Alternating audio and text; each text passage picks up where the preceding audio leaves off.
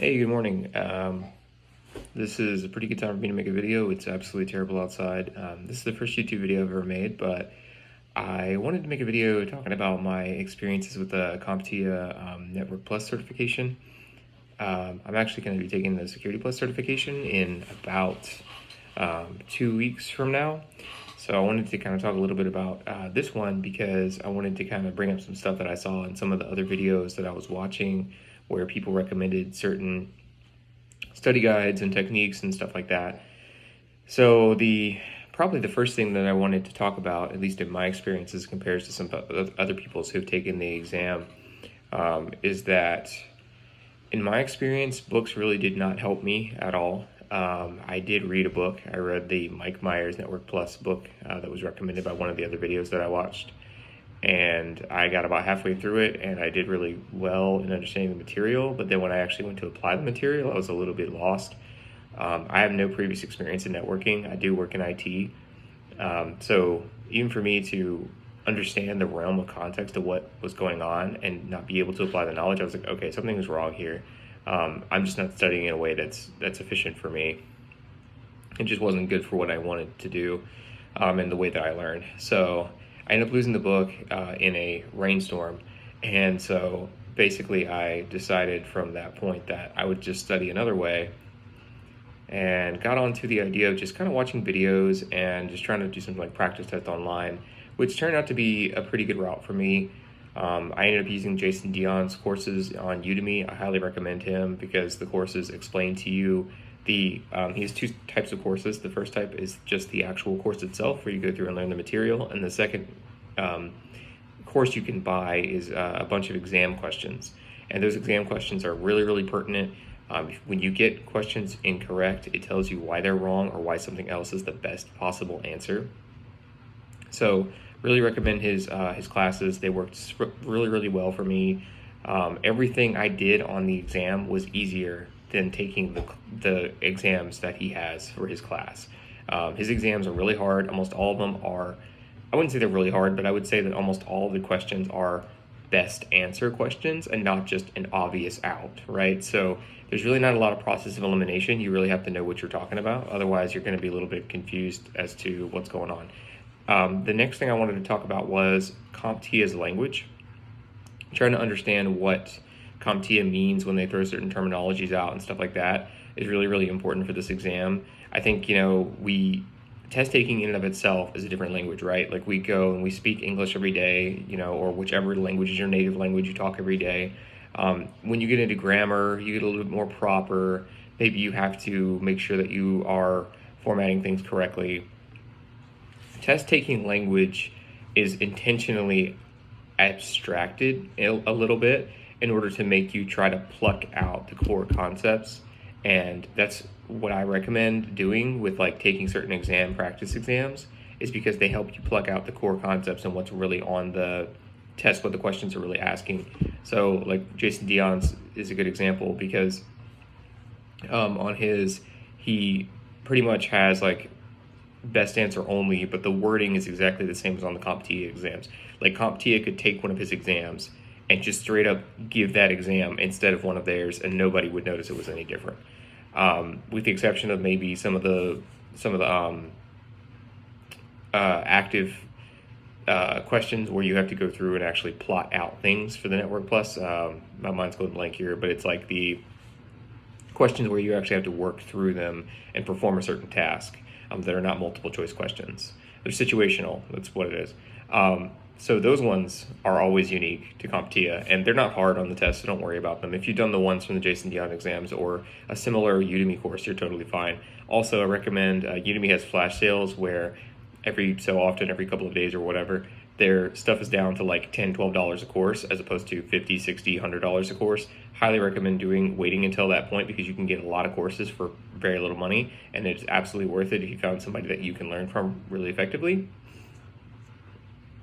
So basically, the last thing that I wanted to bring up a little bit after talking about using the exams to study was probably the fact that when I sat down and studied for the exam, I developed a pretty good schedule as to when I wanted to study, and I was able to stick to that schedule. So like if you have a really busy life or you have stuff going on and you can't stick to a schedule, I recommend definitely waiting to come to a point where, or taking the time to try this and develop this. I would say don't be discouraged if you tell yourself you're going to take 2 practice tests a day and say there's 75 questions each. You tell yourself you're going to take 2 a day and you only end up taking 1.5 a day, and then all of a sudden you're like, oh, I can't fulfill the things I want to do or the things I need to do, so why am I even studying for this test? That's okay. I would say just go down about half a test's worth a day until you feel comfortable with the scheduling and where you can actually retain the material. And I say that because, the average human attention span is about 15 minutes, and these tests take on average about 30 minutes. So you're going to need to take, well, I would say 30 minutes if you're fast. I would say actually on average it take about 45 minutes if you really want to like understand the material and look at the questions in depth. So I would recommend setting a schedule that works well for you and not a schedule that necessarily other people tell you is effective for studying for the test or whatever. Because someone's going to come up here and they're going to tell you, this is how you pass this test in 2 weeks. First of all, that has nothing to do with how hard you study every day. It is entirely based on where you were when you started. If you work in IT or you have a background in networking in some capacity, or you're a hobbyist and you work at home and you like to build networks, or you've just really been fascinated with routers and wanted to know how they worked, you probably have the knowledge to take this test and pass it in 2 weeks to a month. If you don't have any of that, then you're probably going to want to take at least 2 months to study for this exam, maybe 3, because you're going to need a little bit of prereq knowledge. And then this is when we get into stuff like, well, did you take a CompTia A+ exam, which if no one is familiar, if this is like your first test, the A+ exam is the one that you would theoretically take before Network Plus or Security Plus. You don't have to. It's helpful, but you really truly on the test. I did not take an A+ exam. I don't have an A+ exam. I just have a bit of a background in IT. But if you're like a hobbyist and you've like played with computers before and you know how to generally clean a computer up, you don't need to take an A+ to pass this test. You know everything you need to know. If you're taking a Security Plus exam, though, from my experience, you either need to know a pretty good amount about computer networking or you do need to have the Network Plus exam.